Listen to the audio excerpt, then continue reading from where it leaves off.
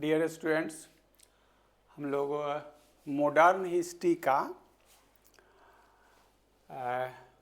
महत्वपूर्ण प्रश्नों का एक विश्लेषण कर रहे हैं।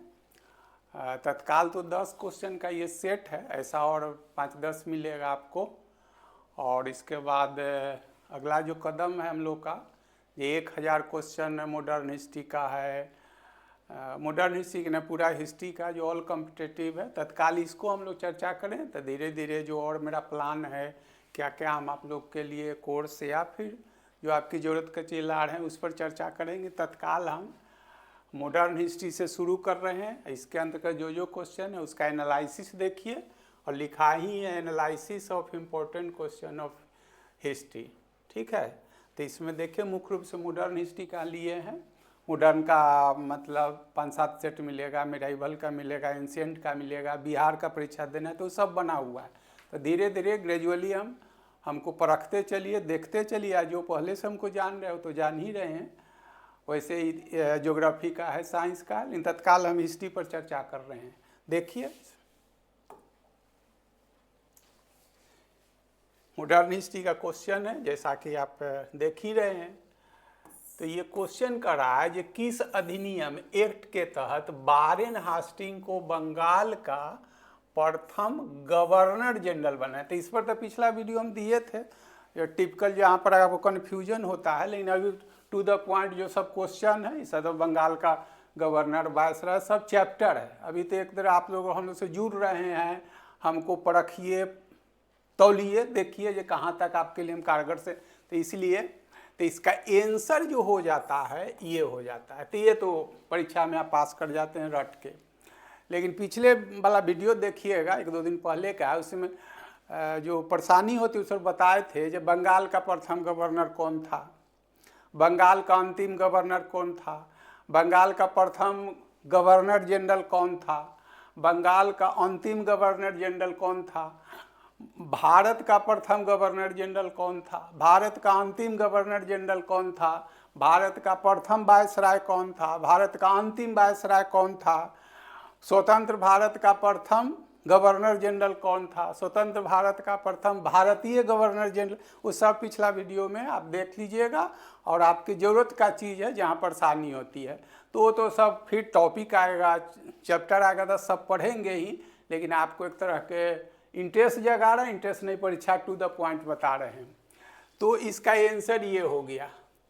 तब बंगाल का प्रथम गवर्नर जो था वह रॉबर्ट क्लाइव था। पलासी के युद्ध होता है, वैसा अगला क्वेश्चन है। पलासी का युद्ध जो होता है वो अंग्रेज और बंगाल के नवाब सिराजुद्दौला के 1757 में, 23 जून 1700, वैसा भी क्वेश्चन मिलेगा आपको। तो पलासी के युद्ध के बाद रॉबर्ट क्लाइव को पहली बार बंगाल का गवर्नर बनाया जाता है। अब फिर बक्सर का युद्ध जो होता है, ऐसा क्वेश्चन भी है, बक्सर का युद्ध 1764 में होता है, तो उसके बाद पुनः उसको बनाया जाता है बंगाल का गवर्नर। और बक्सर के युद्ध के बाद इलाहाबाद की संधि होती है, 2 संधि होती है, एक दिल्ली के बादशाह और अवध के नवाब के साथ, दोनों अलग चीज़ है। तो इलाहाबाद के संधि के बाद जो होता है वह द्वैध शासन है, पिछला वीडियो में बता चुके हैं। ये द्वैध शासन जो है 1765 से लेकर 72 तक चलता है। अब 72 में जैसे ही आता है वारेन हास्टिंग, उसका उत्तराधिकारी, तो वह सबसे पहले वारेन बंगाल में द्वैध शासन को ख़त्म करता है। चिंता मत कीजिएगा, ये सब जब प्रॉपर चैप्टर चलेगा तो सब प्रॉपर PDF मिलेगा, पढ़ेंगे ही। लेकिन तत्काल जितना अधिक से अधिक सीखिए। तो वह 1772 से सबसे पहले आता है वारेन हास्टिंग। तो उस समय तक वो क्या कर रहा है, वह बंगाल का गवर्नर ही है। लेकिन जैसे ही 1773 का रेगुलेटिंग एक्ट, ये भी एक बार BPSC में आते तो सिंपल क्वेश्चन था, जो रेगुलेट कब आया, लेकिन रेगुलेटिंग एक्ट क्या है, उसके तहत क्या क्या प्रावधान किया गया, तो पूरा टॉपिक मिलेगा, PDF मिलेगा, उस पर हम पूरा क्लास लेंगे। लेकिन रेगुलेटिंग एक्ट के तहत जो कल तक बंगाल का गवर्नर था बंगाल का गवर्नर जनरल कहा जाने लगा। तब बंगाल का प्रथम गवर्नर रॉबर्ट क्लाइव, बंगाल का अंतिम गवर्नर वारेन हास्टिंग 1772 से 74 तक। लेकिन रेगुलेटिंग तो आता है 73 में, तो 73 के तहत रेगुलेटिंग एक्ट के तहत वही वारेन हास्टिंग जो है से अब बंगाल का गवर्नर नहीं, बंगाल का गवर्नर कहा जाने लगा। आई होप समझ गए होंगे। ऐसे तो सब अधिनियम बताएंगे, 97 का 1813 क्या है, 33 का है, तो ये सब अभी तक चैप्टर है, उस पर चर्चा करेंगे। तो इतना आप समझ गए। अगला क्वेश्चन देखिए, बक्सर के युद्ध के समय दिल्ली का शासक कौन था? दिल्ली के शासक मीन्स क्या? बादशाह, मुगल बादशाह कौन था? तो आपका आंसर तो ये हो गया। इससे 3-4 क्वेश्चन होगा। तो बक्सर का युद्ध जो है से एक बार पूछा गया था बीपीएससी में, तो ये डेट पूछा था 22 अक्टूबर 1764 को। याद रखेंगे 1764 आप लोग को सब जगह याद है, ऐसा कुछ नहीं है, बहुत टफ कुछ नहीं है, सब आप ही लोग के लिए है।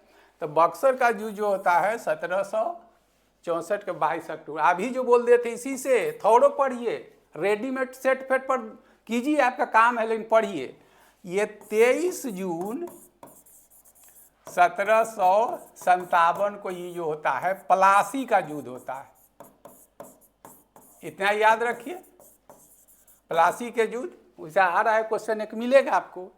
तो ये बक्सर का युद्ध है प्रथम। तो ये आपका क्वेश्चन तो सिंपल है, हो गया, इतना तो आप कर लीजिएगा।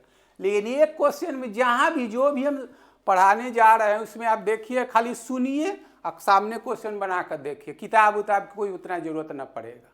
जितना चीज लिखा हम भी तो कहीं से पढ़ के, चाहे पढ़े हैं कभी पढ़े, तो सबका निचोड़ आपको दे रहे हैं। कम मेहनत में हेडिंग है हम लोग का, ये कम समय में आप अधिक से अधिक कैसे ज्ञान कीजिए। तो ये तो यहाँ की जरूरत नहीं थी, लेकिन हमने बता दिया। अब युद्ध है तो 2 बात तो होगी ही। तो प्लासी का युद्ध जो है वो अंग्रेज और समकालीन बंगाल के नवाब सिराजुद्दौला, ध्यान देंगे। बंगाल का हिस्ट्री जब पढ़ेंगे तो उसमें पढ़ेंगे बंगाल का स्वतंत्रवाद जो से मुर्शीद कुली खां स्थापित करता है। उसके बाद उसका बेटा सुजाउद्दीन आता है। प्लासी के युद्ध के समय वही था, सुजाउद्दीन था।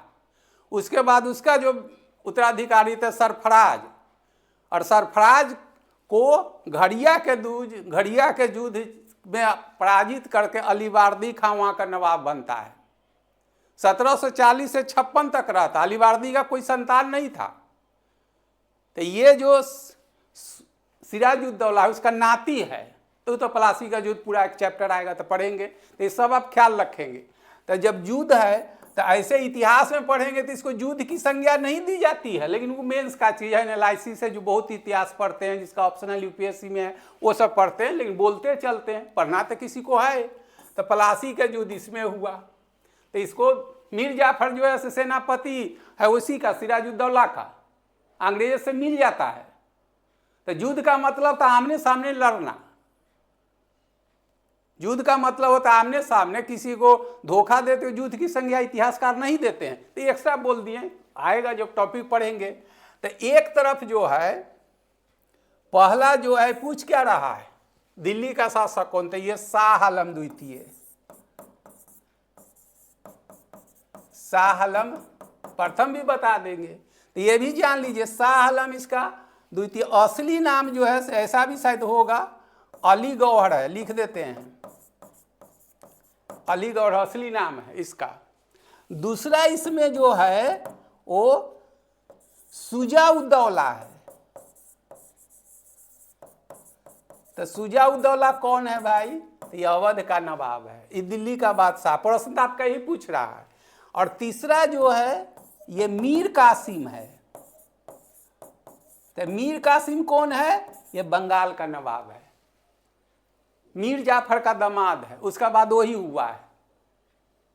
ठीक है, तो ये एक पक्ष है। इधर जो है से अंग्रेज है। तो अंग्रेज का नेतृत्व करने वाला जो है वो हेक्टर मुनरो है। सारा चीज हम कर दिए। कहीं का किताब कोई क्वेश्चन देखिए, इसी देखिएगा, क्या नहीं बनता है बताइएगा, हो गया। तो ये दोनों, यहाँ तो कहा आपने जो मीर जाफर सेनापति अंग्रेज से मिलकर धोखा दे दिया तो हम पराजित हो गए। यहाँ तक सही है। लेकिन यहाँ तो दिल्ली का बादशाह भी है, ये भी है, ये भी है, सब मिल के लड़ता है तो भी पराजित हो जाता है, तो भी पराजित। तो अब क्या कहिएगा? तो बक्सर का युद्ध यह सिद्ध कर देता है कि भारत में कौन शासन नहीं करेगा। भारत में समकालीन शक्ति है सब, लेकिन वो भी पराजित है। यह स्पष्ट हो गया कि भारत पर अब भारतीय द्वारा शासन करने की क्षमता नहीं है। अब या तो अंग्रेज करे, फ्रेंच करे, डच करे, पुर्तगीज करे, जो करना है करे। ये सब इतिहास का लाइन है, इतना पीटी में आपकी जरूरत है नहीं। अब ये बक्सर के युद्ध के बाद ही इलाहाबाद की संधि होती है। क्या क्या शर्त है, बाद की बात है। ये 1765 में होता है। इलाहाबाद के संधि जो होता है तो इसी में इसको पेंशनर बना दिया था। क्या क्या है शर्त है, तो ये ख्याल रखिएगा। तब करा दिल्ली का शासक कौन था, तो शाह आलम दियो, जिसका असली नाम अली गौहर था। शाह आलम प्रथम आप जान लीजिए उत्तरवर्ती मुगल शासक में ही औरंगजेब का बेटा है, तो इसका असली नाम है मुअज्जम। ये सब टॉपिक आएगा। अभी तो हम एक्साइट करते हैं, एक साथ कितना आप सीखिए कम समय में। अब पढ़ने का रियल तरीका, क्वेश्चन बनाना अलग चीज है। बहादुर शाह जफर यही 1857 के विद्रोह में भाग लेता है, समझ रहे हैं। चूंकि शेरो शायरी करता है इसलिए जफर इसका नाम दे दिया गया है।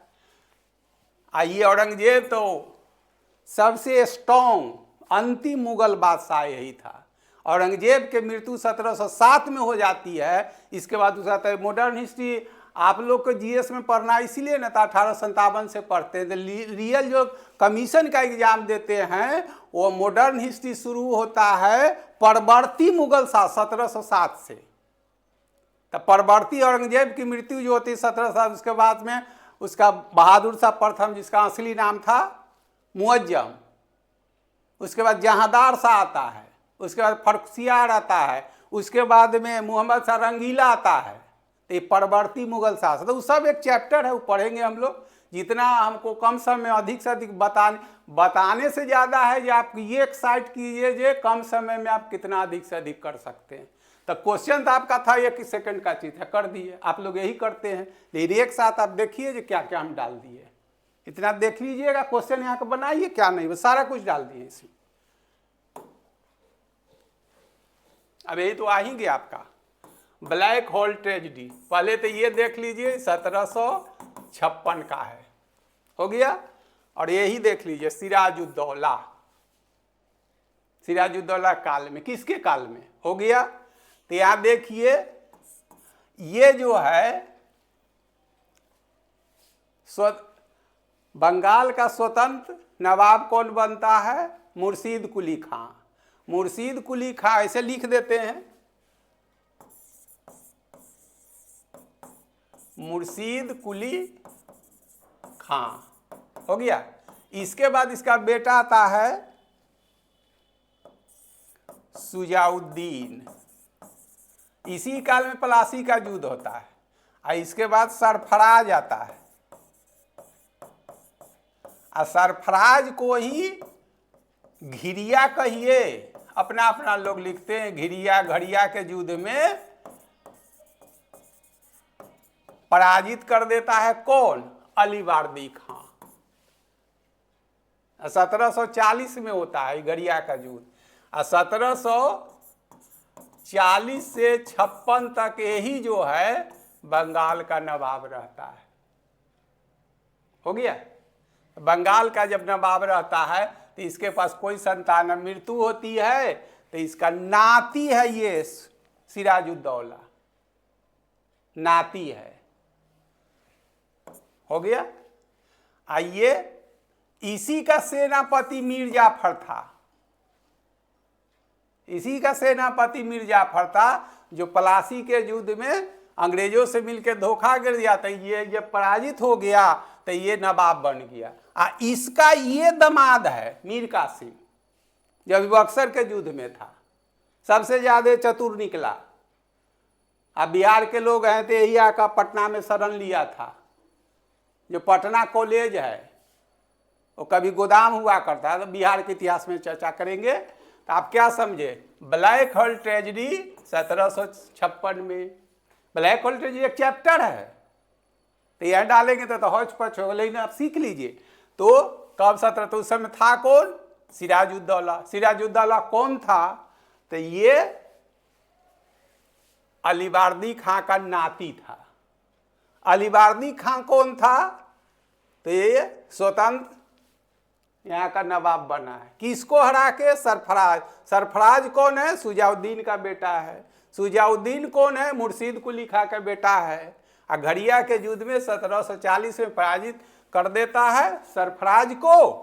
तो वहाँ का स्वतंत्र अलीवर्दी खां 1740 से 56 तक बंगाल का नवाब रहता है। जब उसकी मृत्यु हो जाती है तो उसका कोई संतान नहीं था, तो बेटी ही थी।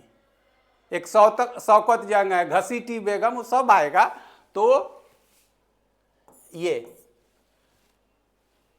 ये ब्लैक होल ट्रेजेडी यही है। और इसी का सेनापति मीर जाफर था, जो पलासी के युद्ध में धोखा दे दिया। तो ये फिर नवाब बना, इस पराजित हो गया। जो इसके साथ ये किया वही इसके साथ ये किया।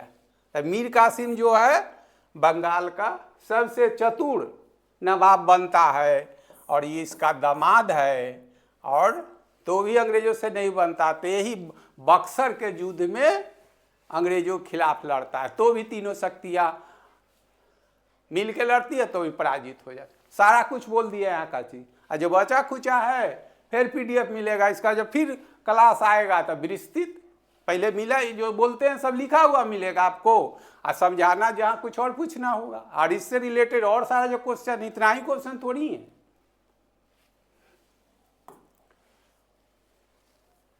भारत पर आक्रमण करने वाला ईरान का नौपलिया किसको कहा जाता है, ये अगर कहेगा, ये क्वेश्चन के ऐसा ऑप्शन दिया हुआ है। हमारा उद्देश्य है आपको कम समय में अधिक से ज्ञान परीक्षा में अच्छा करना, न कि मोटा मोटा किताब देना। पूछेगा जब भारत पर प्रथम मुस्लिम आक्रमण कर रहे थे मोहम्मद बिन कासिम 712 ईस्वी में, ऐसा ही ऑप्शन कर दिए जी, एक साथ आपको कहीं बताए। तैमूर लंग, अहमद शाह अब्दाली, सबसे क्वेश्चन करते हैं। तो आपका क्वेश्चन जो कह रहा है उसका आंसर आपका ये है, देखिए।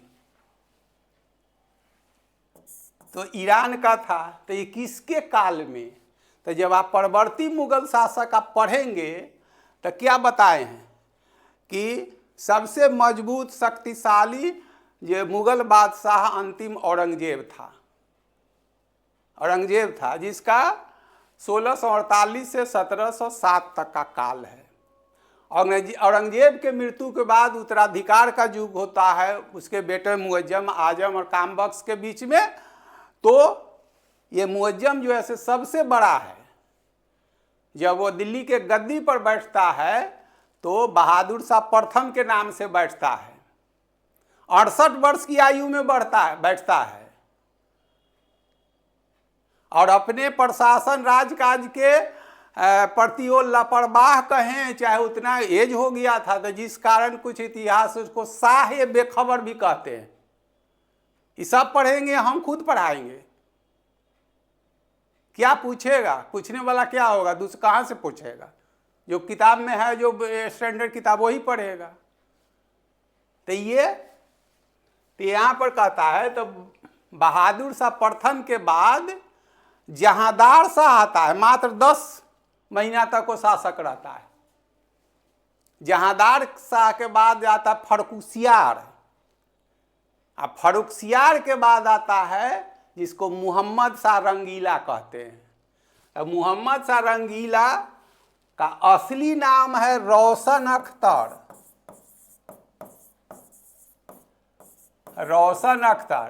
चूंकि लव और प्लीजर, सुरा सुंदरी में ही ज्यादा अपने को इंडल्ज कर लिया था, माने अपने को लीन कर लिया था, इसलिए इसको ही was entitle as a Rangeela, मैंने उसको रंगीला की उपाधि दे दिया गया है।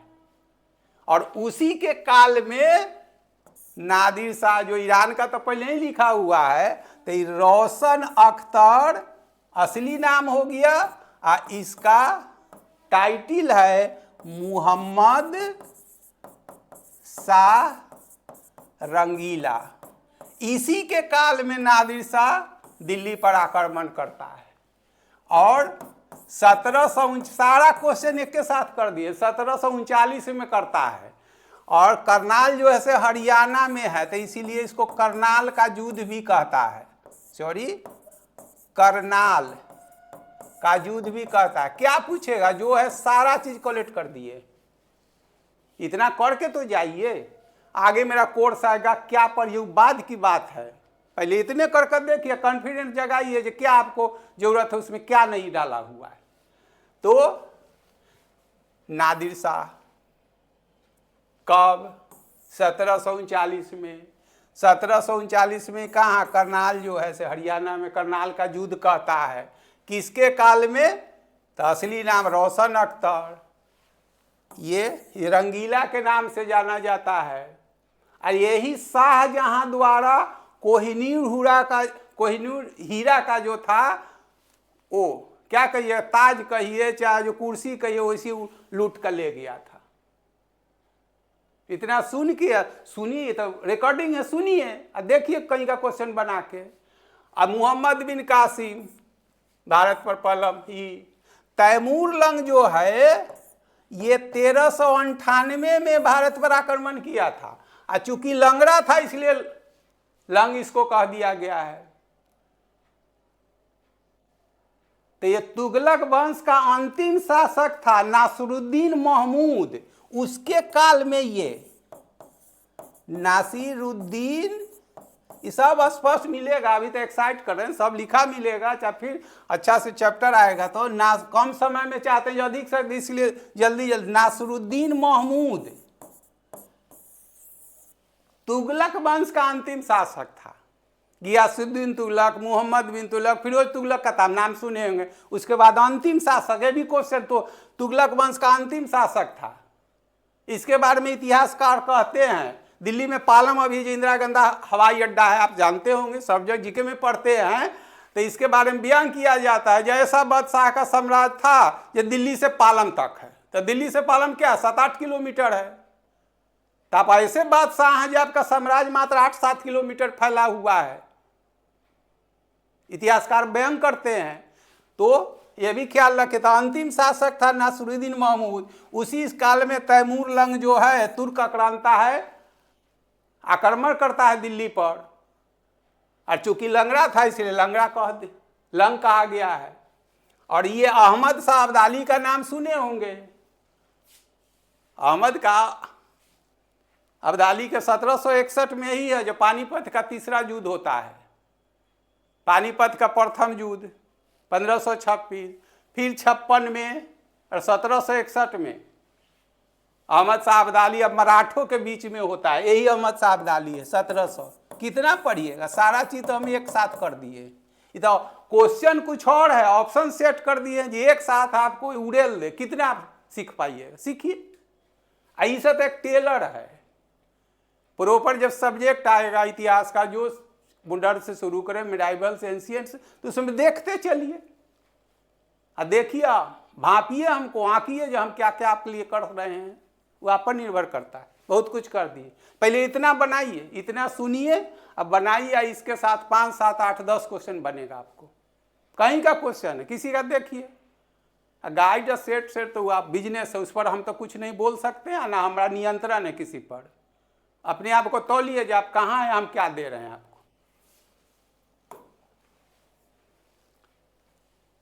अभी तो पहले ही लिख दिए थे।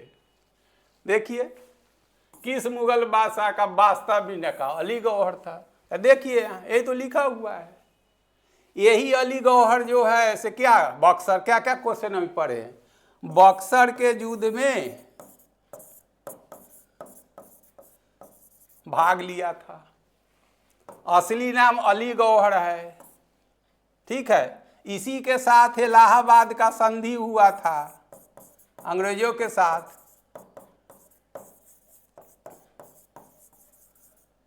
हो गया 1765 में। अब बक्सर का जो 1764 में हो गया। मोहम्मद शाह मीन्स वही मोहम्मद शाह रंगीला, इसके बारे में कह रहा है रंगीला। इसका असली नाम, क्वेश्चन बनाइए, क्वेश्चन। असली नाम रोशन अख्तर, शॉर्ट लिख दे, कम समय ज्यादा देना रहता है ना। बहादुर शाह प्रथम, इसका असली नाम मुअज्जम, औरंगजेब का सबसे बड़ा बेटा। अब बहादुर शाह द्वितीय, यही जो 1857 के में भाग लिया था विद्रोह में, दिल्ली का बादशाह यही था। 1857 में जब असफल हो गया तो इसी को रंगून भेज दिया गया था। बहुत कुछ हो गया, सारा चीज ऑप्शन से आपको बता दिए।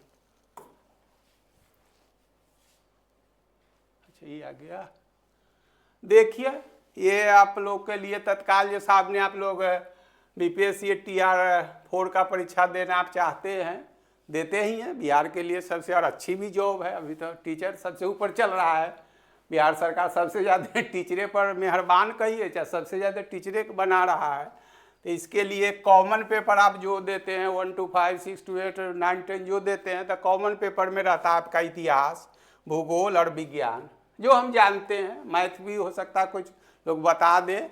तो ये लिखने में गड़बड़ हो गया है, ये कहने के लिए 250 से अधिक 300 भी हो सकता है, जो हमको ज़रूरत होगी। चाहे आप हमसे जो बीइंग ए टीचर, माने एक शिक्षक जो हम हैं, और हमसे आप एक्सपेक्ट जो करते हैं, जो सर से हम जुड़ रहे हैं, चाहे चाहते हैं सर हमको ये भी कर देते, तो अभी जो है से पूरा प्रोफेशनली हम नहीं कुछ कर रहे हैं, आप थोड़ा दिन में और भांपेंगे। तो ऐसे प्रश्नों का आपको कहने के लिए 250 और 300 भी हो सकता है, देख लेंगे हम। हमारे हिसाब से किया है, लेकिन फिर भी आपको अगर लगेगा जितने, तो ये चीज़ हम शुरू करने जा रहे हैं। अभी 2-4 दिन में मेरा ऐप सब आ रहा है, तो ये सब पर आप ध्यान दीजिएगा। और लोग +2 में अगर टीचर जो बनेंगे ही बहुत लोग, तो उसमें ज्योग्राफी आपको पढ़ना होगा।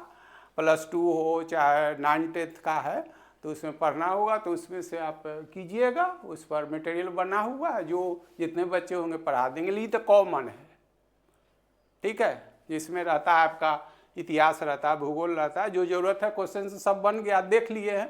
तो बीच में आपको दे दिया गया, इस पर आप ध्यान दीजिएगा। आप, मेरा काम है करना, जो आपको ज़रूरत होगी लगेगा। ऐसा भी कुछ नहीं है जो बहुत कुछ रखे हैं, तो सब डिस्कस कर देंगे जैसे हम करा रहे हैं, कोई कसर ना छोड़ेंगे। आगे बढ़ा दें।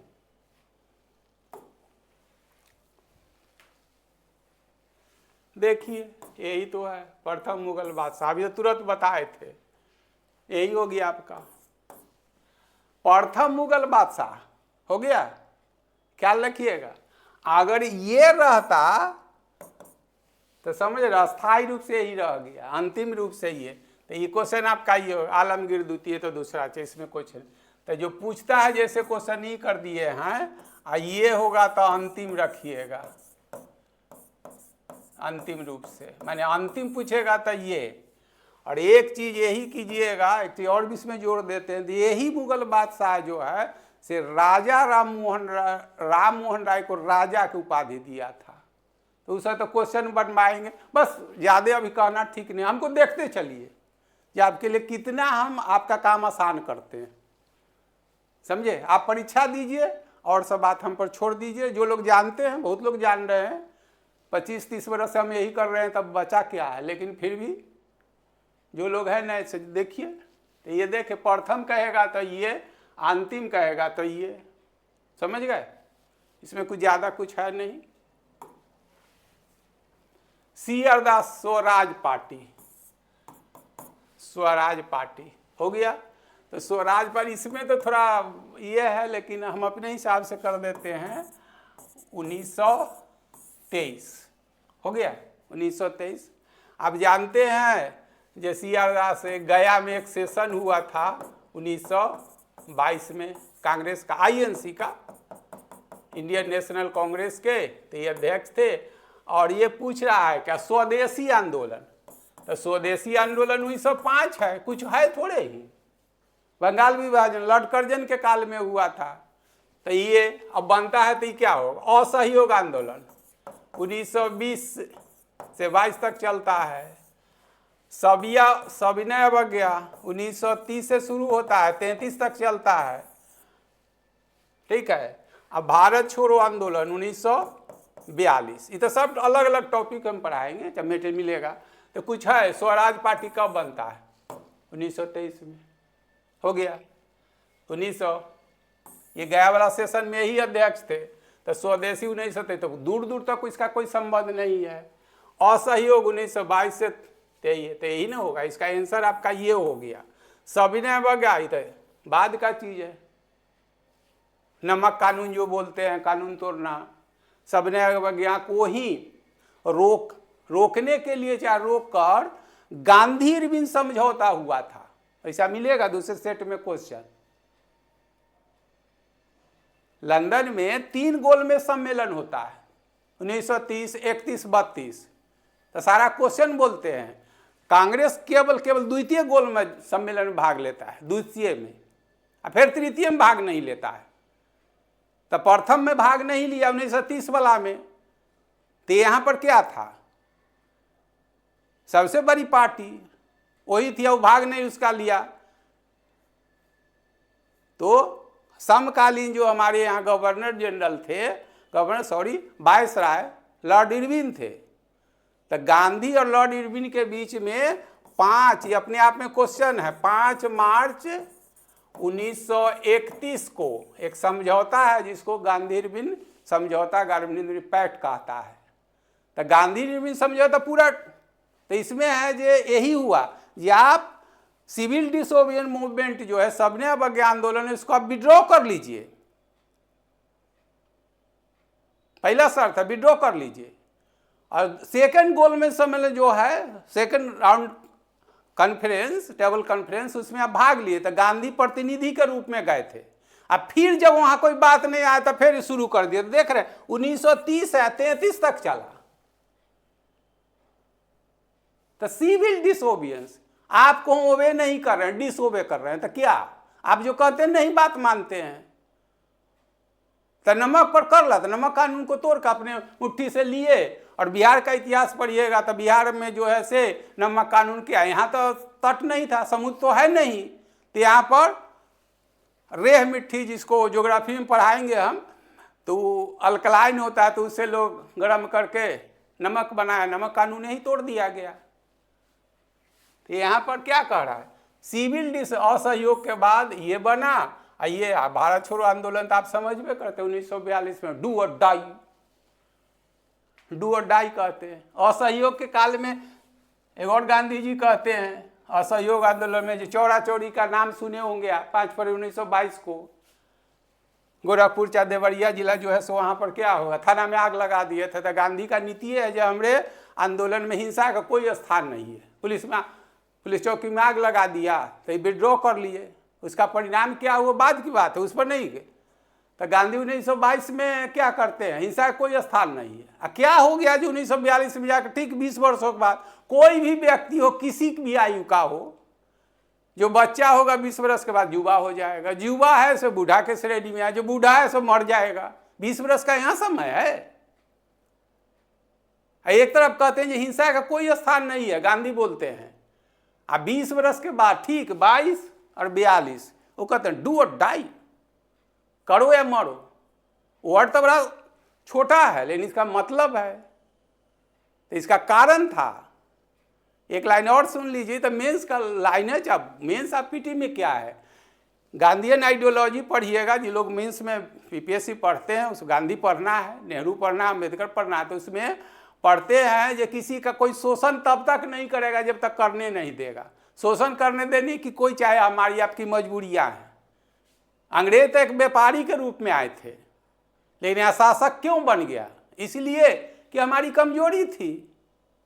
गांधी उस दिन भी नहीं कर सकते थे। तो अफ्रीका से लौट के आ गए थे 1915 में ही। तो ऐसा क्यों हुआ?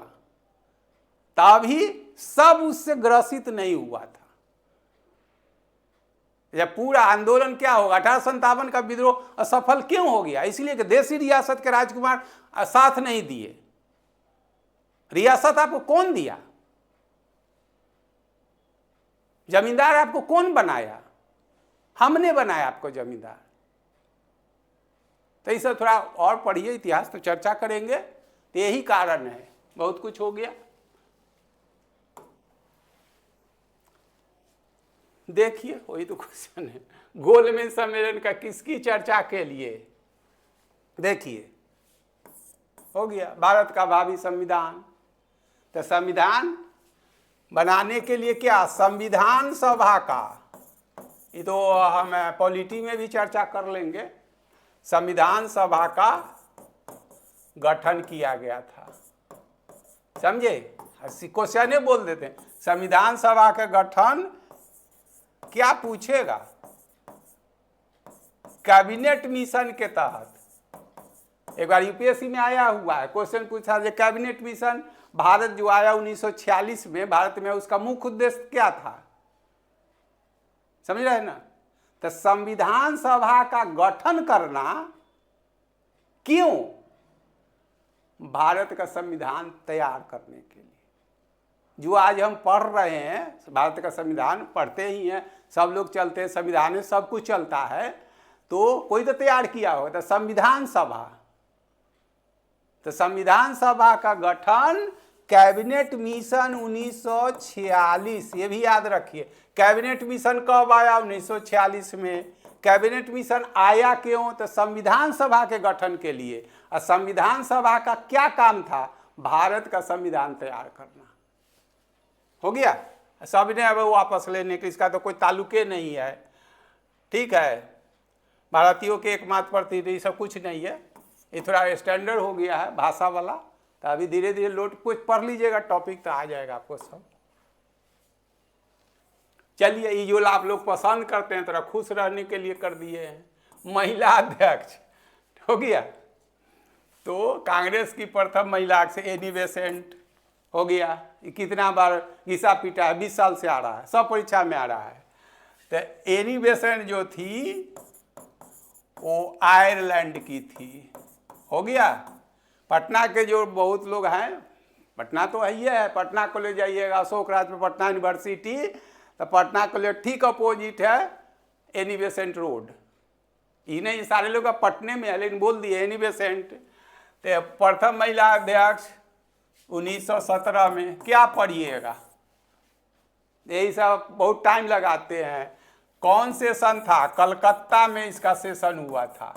कांग्रेस का वार्षिक, जैसे एक और भी बोल देते हैं, कांग्रेस का एनुअल वार्षिक सम्मेलन जो होता है लास्ट वीक ऑफ दिसंबर, क्या लिखिएगा, विशेष परिस्थिति विशेष सत्र बुलाया जाता है। तो सब एक बार पूछ चुका है, ये कांग्रेस का वार्षिक सम्मेलन जो है दिसंबर के अंतिम सप्ताह में होता है, हो गया।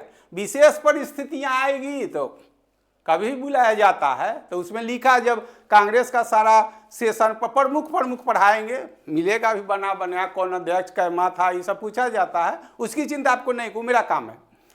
तो उसमें देखेंगे जब विशेष सत्र में कब बुलाया जाता है। तो जो आपको जानना है, कांग्रेस का जो सत्र होता है एनुअल सेशन, वो usually almost last week of December, हो गया, ठीक है। तो एनी बेसेंट प्रथम महिला अध्यक्ष थी। कहाँ की थी, आयरलैंड। आयरलैंड यूरोपीय कॉन्टिनेंट है।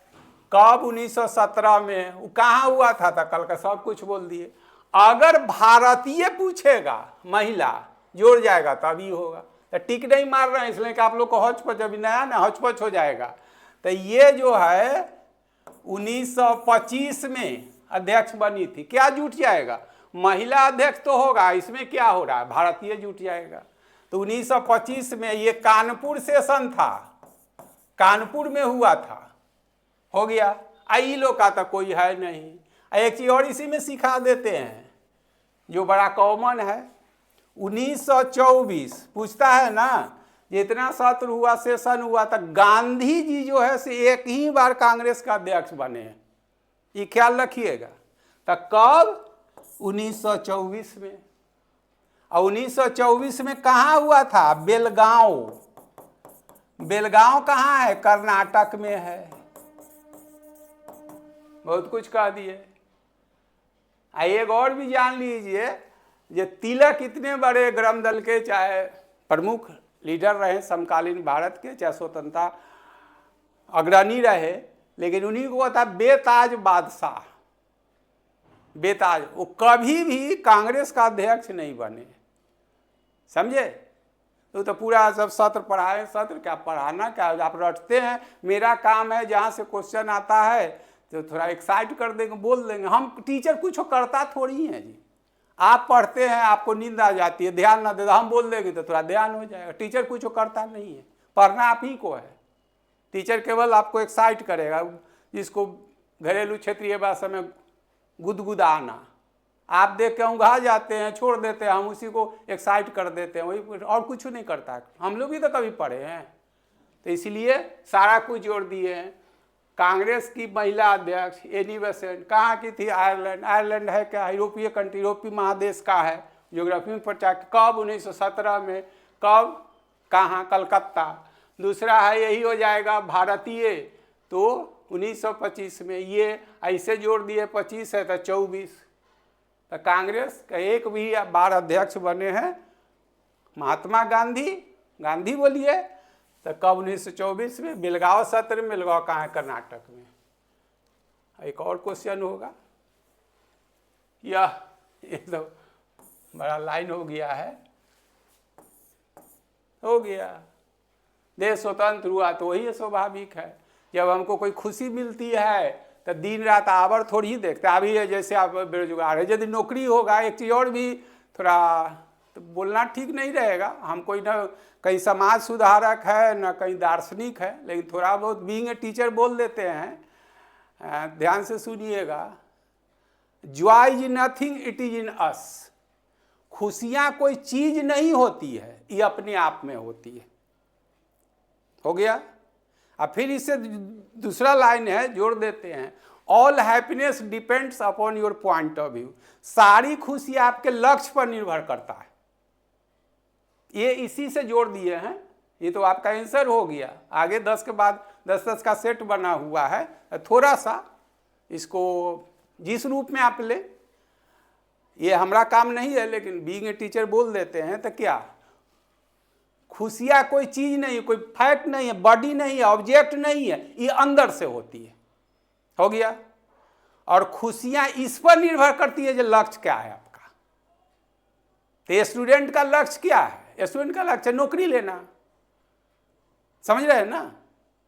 बगल में दोस्त का किसी का शादी हो, घर में कोई बहुत ही क्लोज आपका रिलेशन है, और वो दिन आप रिजल्ट आपका खराब हो जाएगा, आपको अच्छा नहीं लगेगा। वो डांस कर रहा, ये कर रहा, अच्छा। लेकिन जिस दिन आपका रिजल्ट हो जाएगा और उस दिन किसी का मातम भी हो गया, किसी का हो, तो ऊपर से सो की जाएगा, अंदर से लगा, अरे हमको तो ये लक्ष्य कामयाब हो गए। तो इसीलिए किसी ने कहा है कि joy is nothing, it is in us. खुशियाँ कोई चीज़ नहीं, अपने अंदर होती है। खुशियाँ इस पर निर्भर करता है कि आपका उद्देश्य क्या है। All happiness depend upon point of view. जैसे आप देखते हैं, धार्मिक ले लीजिए ना भाई, धार्मिक ले लीजिए। हम मंदिर मस्जिद गुरुद्वारा जाते हैं। हम आप जैसे आम लोग हैं। एक क्रिमिनल चोर डकैत जो होता है, चोरी करने तो वो क्या जाता है? वो भी 1 किलो लड्डू लेकर जाता है। हम भी जाते हैं। हम कहते हैं प्रभु हमको जॉब दिला दिया, आप कहते हैं जो हमको ये करा दीजिए। नेता कहता है जो चुनाव जिता दीजिए। क्रिमिनल कहता है जो हमको, डकैत कहता है जो रात में हम जा रहे हैं ऐसे पकड़वाए ने, पुलिस ना पकड़े। सबका उद्देश्य अलग अलग है, लेकिन वहाँ तो बस प्रभु बैठे जो जाते हैं, let it be so as you think. जैसी आपकी भावना, जाइए हम आपके साथ हैं। उधर से करके आइए, आइए करके। वहाँ ही अगर रोक देते ना, तुम्हारा लड्डू ना लेंगे हम, तू जा रहा है गलत काम करने, तो यही होता है। समाज का वो भी अंग है। चोर ना होता तो पुलिस की क्या जरूरत है? हैं? चोर नहीं होता तो पुलिस की कोई ज़रूरत है? कोई ज़रूरत नहीं है। हमने लाइफ स्टाइल में नियमित तो डॉक्टर की क्या जरूरत? काहे एम्स खुलेगा? काहे कोई खुलेगा? सालों इंसान नहीं होगा तो जज की क्या जरूरत? कोई ज़रूरत नहीं। तो वो जीवन का एक अंग है। अब उसी में हम भी सब गए, आओ तो करके तब सजा देंगे ना हम। तो यहाँ वही चीज़ है कि खुशियाँ कोई चीज़ नहीं होती है, अंदर से होती है। और खुशियाँ किस चीज़ से आपको मिलती है, ये तो आपके लक्ष्य पर निर्भर करता है। जिसका उदाहरण दिए ना, आप परीक्षा पास करने के लिए लड्डू पकड़ाते हैं। कोई कहता है रात में हमको डकैती करना है, किसी का किडनैप करना है, चोरी करना है, रेप करना है, उसके लिए लड्डू चढ़ा रहा है। उसको उसी में लक्ष्य है। इस सारे एग्जाम्पल हो गए। इसी के लिए एक लाइन है कि joy is nothing, it is in us, all happiness depend on point of view. आपका लक्ष्य पर निर्भर करता है जब किस चीज से खुश होते हैं। ठीक है, बस इसको 10 क्वेश्चन है, ऐसे ही सेट मिलता रहेगा। अभी तो तत्काल आप लोगों से धीरे धीरे जुड़ रहे हैं, बहुत बच्चे जुड़ भी रहे हैं। हिस्ट्री है, ज्योग्राफी है, पॉलिटी है, साइंस है। जहाँ तक इसमें हमारे टीम में और 1-2 लोग हैं जो हम नहीं पढ़ा सकते हैं, चाहे कितना करेंगे। और यही सब तत्काल जो है से ये तो आपका 8-10 सेट मिलेगा, हिस्ट्री का, ज्योग्राफी का, साइंस का मिलेगा, पॉलिटी का मिलेगा।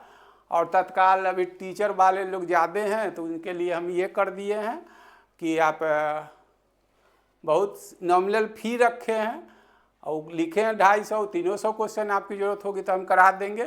3-4 सब्जेक्ट कॉमन पेपर आप कर लीजिए आप लोग। और उसी में कि कोई लोग ज्योग्राफी जिनका 9th-10th में सब्जेक्ट है, या फिर +2 में किन्हीं का ज्योग्राफी है, तो मेरा नंबर है 400 तक देखिए रहे हैं, सब चाह रहा है डेली। और डेली हम 2-3 क्लास आपको देंगे। ये तो हो गया एडिशनल चीज़। और जो हमारा कोर्स चलेगा तो उसमें तो सब टाइम टेबल आपको पता रहेगा। ऐप भी आजकल में बन रहा है तो आ जाएगा। तो आप लोग कोशिश कीजिए थोड़ा हमको सहयोग करने के, जो हमको भी आपके लिए कुछ करने में मन लगे। और ज़्यादा क्या कहेंगे। Thank you. आगे बढ़ा।